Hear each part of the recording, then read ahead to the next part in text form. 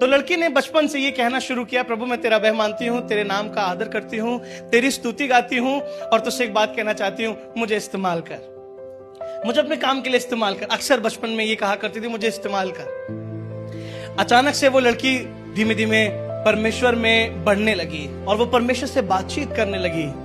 तो एक दिन वो गाड़ी में बैठी थी और गाड़ी में बैठते हुए कहने लगी, प्रभु मुझे अपने लिए इस्तेमाल कर, प्रभु मुझे अपने लिए इस्तेमाल कर। तो अचानक से प्रभु की आवाज आई, सुन, एक मार्केट है, उस मार्केट का ये नाम है और वहां पर एक स्टोर है 24/7, वहां उसकी पार्किंग में जाके गाड़ी खड़ी कर दे।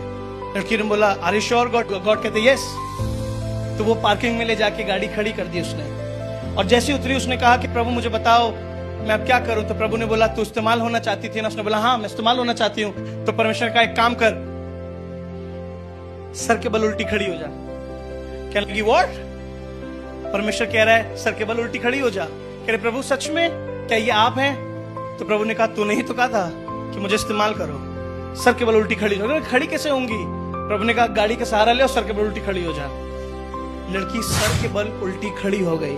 जैसी वो उल्टी खड़ी हुई, इतने में एक लड़की रोती हुई भागती हुई उसके पास चली आई, कहने लगी, दीदी दीदी दीदी। तो वो औरत कहने लगी, क्या हुआ? एक मिनट।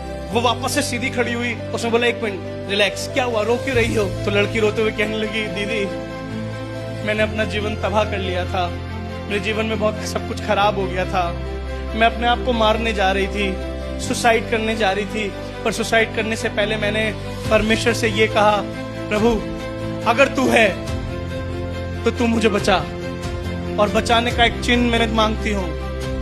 अगर मेरे घर के सामने वाले पार्किंग लॉट में कोई लेडी आई और सर के बल उल्टी खड़ी हो गई तो मैं मान जाऊंगी कि तू मुझे बचाना चाहता है और मैं तेरे पीछे चलूंगी। इतने में वो लड़की आई, गाड़ी से उतरी, सर के बल उल्टी खड़ी हुई और उसको देखकर एक मरती हुई लड़की ने अपना जीवन बचा लिया। कहने लगी, मैं मान गई, प्रभु यीशु मसीह है, अब मैं अपना जीवन खत्म नहीं करूंगी।